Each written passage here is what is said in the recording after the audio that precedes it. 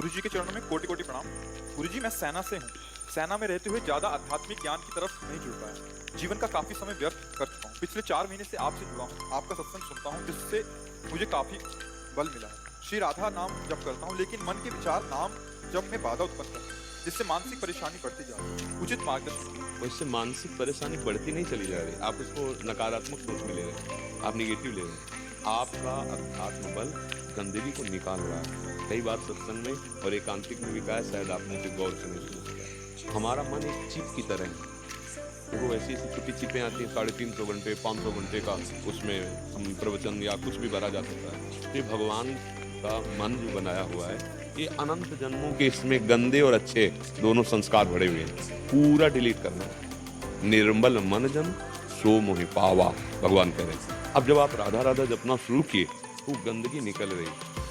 कोई आ रहा है तो आप देखोगे, या जा रहा है तो देखोगे।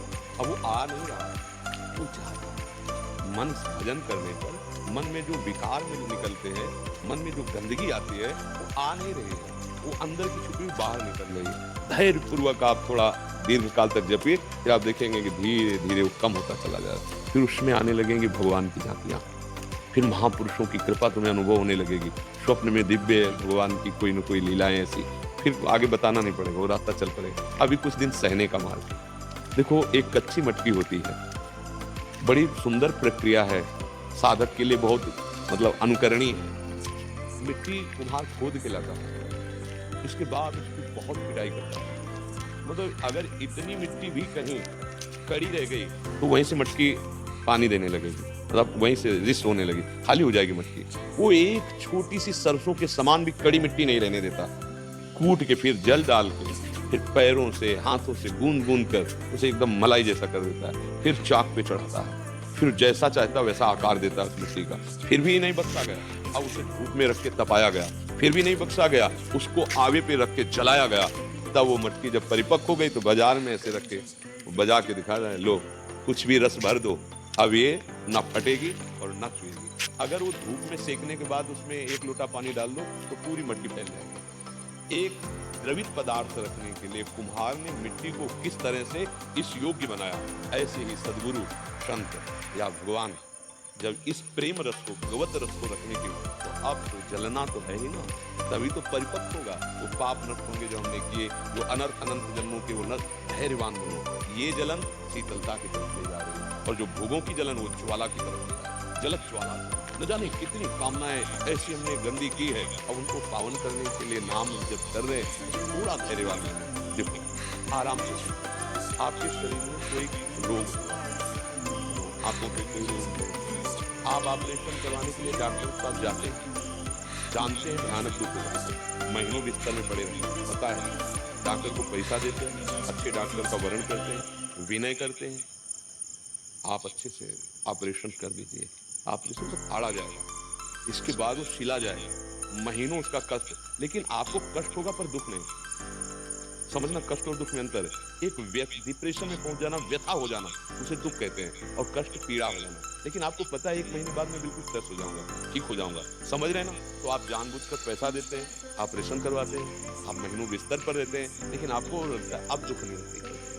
वो अगर बना रहता तो ऐसे ही अनंत जन्मों के पाप नष्ट हो, बिना पैसा दिए और बिना ऑपरेशन के। राधा राधा। आप देखो, अनुभव करके बता रहे ना, मन बहुत परेशान कर रहा है, क्योंकि अभी तक वो तुम्हें परेशान करता रहा, अब उसको परेशान अनुभव में आ रहा है ना, परेशान है मन, क्योंकि इस बेईमान ने हमको प्रेरित करके ऐसे कर्म कराए दुर्गति।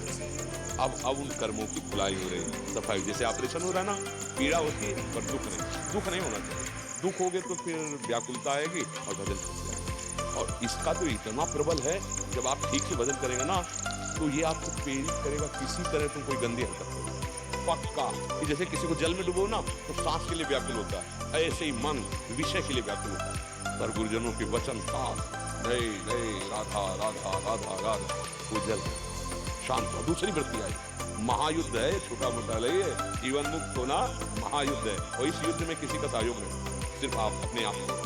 संत महात्माओं के वचन तो मतलब हम आपको समझा रहे ना, समझो, अभी वाल्मीकि ने खत्म किया। चलना तो आपको है ना, जैसे डॉक्टर ने औषधि दे दी, खाना तो आपको है ना, परहेज तो आपको करना पड़ेगा। बस आप डॉक्टर के दिए हुए औषधि से हो जाएंगे, पर आपको खाना पड़ेगा। अब आप ना खाएं, औषधि ले जाके फेंक दें और परहेज बिगाड़ दें तो रोग बढ़ जाएगा। ऐसे ही ये रोग है, इसका नाम भव रोग है, ये बहुत दुख देने वाला है। इसलिए आप धैर्य पूर्वक, पढ़े लिखे हो, हमारी बात समझ रहे हो, बिल्कुल सरलता से समझाया। हम जानबूझकर दुख निवृत्ति के लिए ऑपरेशन कराते हैं। अब हम जानबूझकर के इस दुख को सहेंगे, मन को निर्मल करेंगे, गलत आचरण होने नहीं देंगे, चाहे जितना ही हमें प्रेरित करे। और बिना आपके दस्तखत के कुछ कर नहीं सकता। आप स्वीकृति करेंगे तभी ये कर पाएगा। चलो अच्छा, आज बहुत मरे मारेगा। अब ये देखो ना, संसार की आंख खोल के देखो, कैसी हरकतें करवा देता है। आजीवन जेल, कैसी हरकतें करवा देता है। मृत्यु सजा, मृत्यु दंड मिल जाता है। क्या किया? ऐसा फंसा दिया कि दिव्य मानव जीवन, जिससे भगवत प्राप्ति होती, जीवन मुक्त हो जाते, मार दिया, नष्ट हो गया। या आजीवन कारागार, वहां कुसंग ही कुसंग, कहां पहुंचा दिया? कुसंग ही कुसंग, चलते रहो जीवन भर। इसलिए भाई, मन के गलत संकल्प पर दस्तखत भर मत करना और इसको चलने दो। ये पक्की मट्टी बनेगा, इसी में प्रेम आएगा, इसी में ज्ञान आएगा। इसलिए विचलित नहीं होना। विचलित पक्का जानबूझ करके हमें ऑपरेशन करवाना पड़ेगा इसका। नहीं आते यहाँ लोग आते हैं कि महाराज ऑपरेशन करवाने जा रहे हैं, आ जाओ भैया, नाम मत छोड़ना, क्योंकि एक बार ऑपरेशन हो गया वो दुख, आगंतुक जो दुख है जानबूझकर इतना भारी कष्ट सहते हैं, महीनों बिस्तर में पड़े रहते हैं। पर ये कष्ट नहीं है, ये कष्ट की निवृत्ति है। रोज आनंद बढ़ता चला जाएगा। थोड़े दिन आप केवल जमे रहिए, गलत मत होने पावे।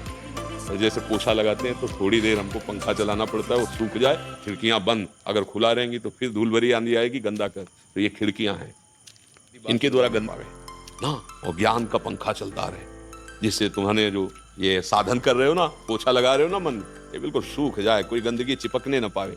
फिर निर्मल मन जन सो मोहि पावा, उसी मन मंदिर में भगवान का दर्शन, आप परमानंद। ये संत महात्मा ऐसे थोड़ी जीते हैं जो सही मार्ग में चल रहे हैं। हाँ, भगवान कहीं दूर नहीं होते, वो प्राणों में, वो मन में, वो नेत्रों में वो समाये रहते हैं। तन मन के बिछड़े नहीं, चाह बढ़े दिन रैन। अद्भुत प्रेम, अद्भुत। नहीं तो हम आपसे क्या कई बार सत्संग में कहा है कि थोड़ा हमारा जिद्दी स्वभाव रहा है, तभी तो मतलब इस मार्ग में चल पाए। अकेला आप जीवन, हमारे को अगर अनुभव ना होता तो हम माइक से कह देते, लेकिन आपको पग पग बता रहे हैं, वो ऐसे दुलार करते हैं कि अनंत माताएं प्यार नहीं कर सकती। अब वो जाने मोरी छाती, मीरा जी कहते गिरधर मुझे कितना सुख देते, जाने मोरी छाती। वो कोई ऐसा लड्डू तो है नहीं कि ऐसे बता दिया जाए। हाँ, आपकी प्रवीण बुद्धि है तो आप देख के समझ सकते हो कि खाया हुआ पुरुष और भूखे पुरुष का चेहरा बताते। ले, जैसे कोई भूखा हो और ऊपर से कहे कि आज मैं 56 भोग खा के आ रहा हूँ, भले आगे ही लगा ले, लेकिन उसका रोम रोम बताए कि भूखा है। ऐसे ही भगवत आनंद का अनुभव और भगवदा आनंद की केवल बातें, दोनों में अंतर हो जाएगा। जो ब्रह्मानुभूति भगवदानंद है, दर्शन और संभाषण मात्र से एक आकर्षण, एक जीवन का बदलाव, एक जीवन की वो दिव्यता जो कहीं नहीं मिली, बस वाणी मात्र से अनुभव, दर्शन मात्र से आने लगेगी। छका हुआ पुरुष अपने आप समझ में आता है। हाँ, ये लब्ध्वा अपमान सिद्धो भवति, अमृतो भवति, तृप्तो भवति, परम तृप्ति, परम आनंद। अब कछ नाम चाहे, तो वही आपके अंदर आत्म तत्व है, वही पांचभौतिक शरीर आपके अंदर। बस डटे रहिए। देखो, आप सूरवीर योद्धा हो, अगर हमारे सैनिक विभाग में रहे हो तो प्राणों की बाजी लगा के खड़े रहना पड़ता है। कहां से कब कौन कुछ पता नहीं। ड्यूटी में गए, लौट के वापस आओगे कि नहीं आएगा पता नहीं ना। तो आप तो योद्धा हैं। इधर भी आप देखिए, इधर तो अमरत्व है, मृत्यु है ही नहीं। अभी राधा बोला और शरीर छूट गया तो आप भगवान को प्राप्त होंगे। भले सब गंदा है, लेकिन उनका सिद्धांत है अंतिम समय जो स्मरण होगा वही।